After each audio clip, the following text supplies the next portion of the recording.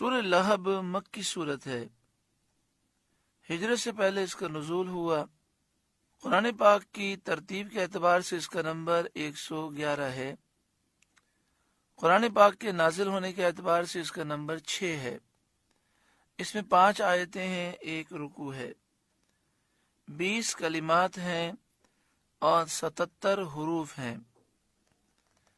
اس سورہ مبارکہ کا شان نزول یہ ہے، جب نبی کریم صلی اللہ علیہ وآلہ وسلم نے کوہ صفا پر، صفا کی پہاڑی پر عرب کے لوگوں کو دعوت دی۔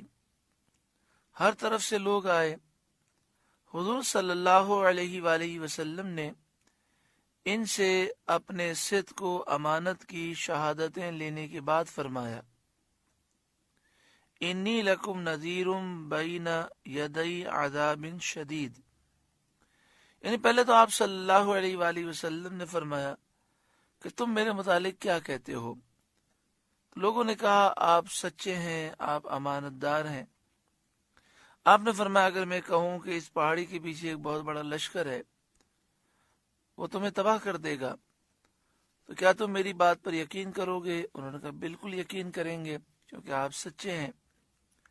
تو آپ نے فرمایا کہ کہو اللہ کے سوا کوئی خدا نہیں، انی لکم نذیر بین یدی عذاب شدید، ایک عذاب تمہارے بالکل قریب آ چکا ہے،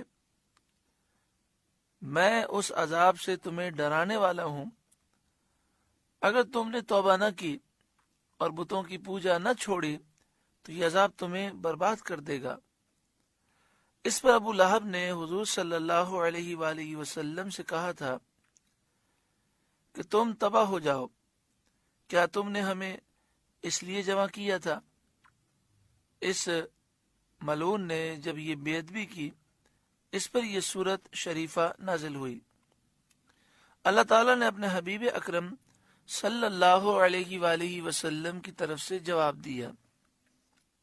بسم اللہ الرحمن الرحیم، اللہ کے نام سے شروع جو نہایت مہربان رحم والا۔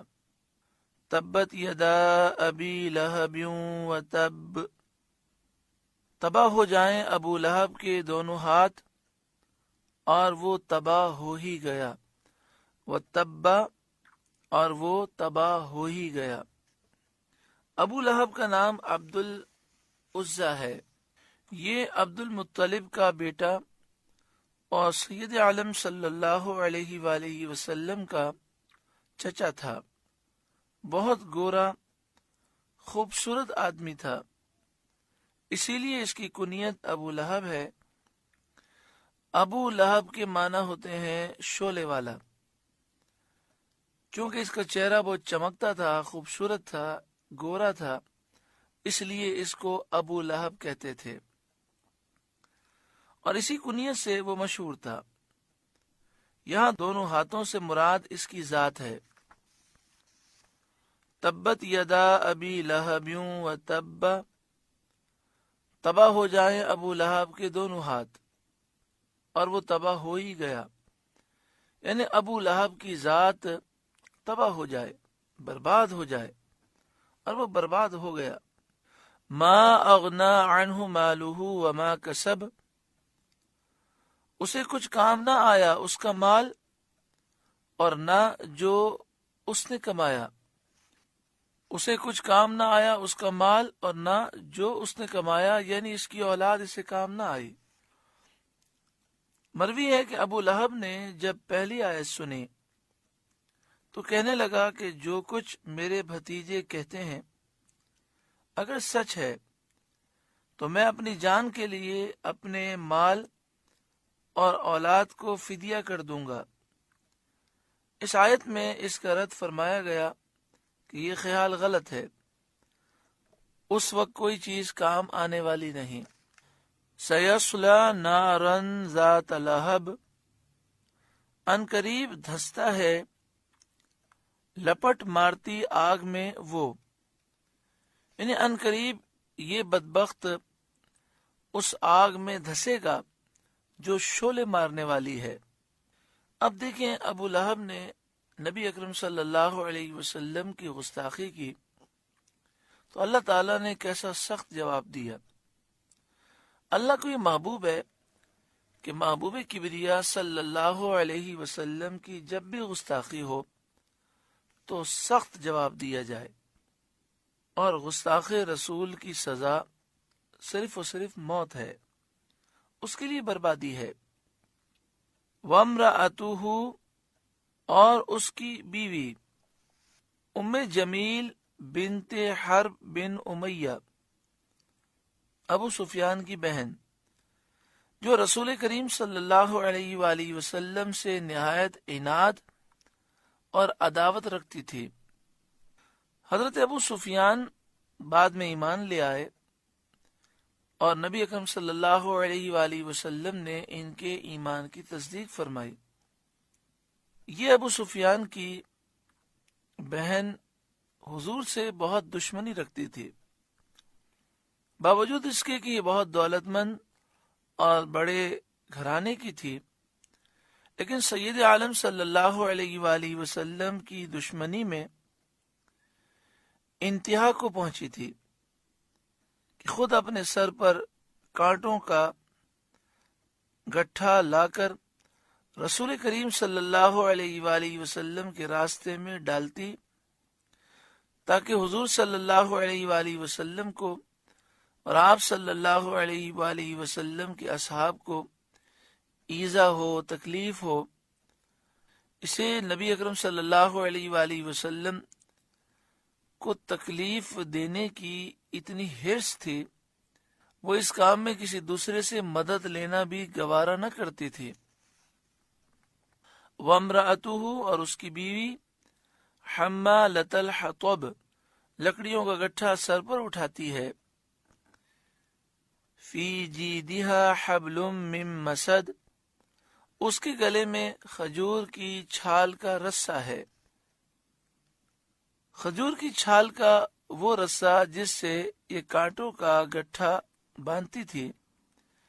ایک روز یہ بوجھ اٹھا کر لا رہی تھی کہ تھک کر آرام لینے کے لیے ایک پتھر پر بیٹھ گئی۔ ایک فرشتے نے اللہ کے حکم سے اس کے پیچھے سے اس گٹھے کو کھینچا، وہ گرا اور رسی سے گلے میں پھانسی لگ گئی اور وہ مر گئی۔ سورہ لہب میں یہ درس موجود ہے کہ گستاخ رسول کی سزا موت ہے۔ اسلامی حکومت کا یہی قاعدہ ہونا چاہیے، یہی قانون ہونا چاہیے کہ گستاخ رسول کہیں بھی ہو اسے گرفتار کیا جائے اور اسے قتل کیا جائے۔ بزرگان دین کے ایسے کئی واقعات موجود ہیں کہ اگر کسی کافر حکومت میں، کافر ملک میں بھی گستاخی ہوئی تو وہ انتقام لیتے اور اس گستاخ کا سر تن سے جدا کرتے۔ پاکستان میں بھی 295C یہی قانون ہے۔ آج اس قانون کو بدلنے کی پوری کوشش کی جا رہی ہے۔ دعا کریں اللہ تعالیٰ امت کو بیداری نصیب فرمائے اور اس قانون کے تحفظ کے لیے، تحفظ ناموس رسالت کے لیے ہمیں متحد ہونے کی اللہ تعالیٰ توفیق عطا فرمائے۔ استاد محترم امیر المجاہدین حضرت علامہ خادم حسین رضوی دامت برکاتہم العالیہ اسی مشن کو لے کر چلے اور انہوں نے تحریک لبیک یا رسول اللہ کو قائم کیا۔ اس تحریک کا مشن یہ ہے کہ حضور کی ناموس پر اپنا سب کچھ ہم قربان کریں۔ غازی ملت ملک ممتاز حسین قادری شہید علیہ رحمہ نے بھی حضور کی ناموس کے تحفظ کے لیے اپنا سب کچھ قربان کیا۔ اللہ نے انہیں بہت بلند و بالا مقام عطا کیا۔ آج ان کی عقیدت مسلمانوں کے دلوں میں ہے۔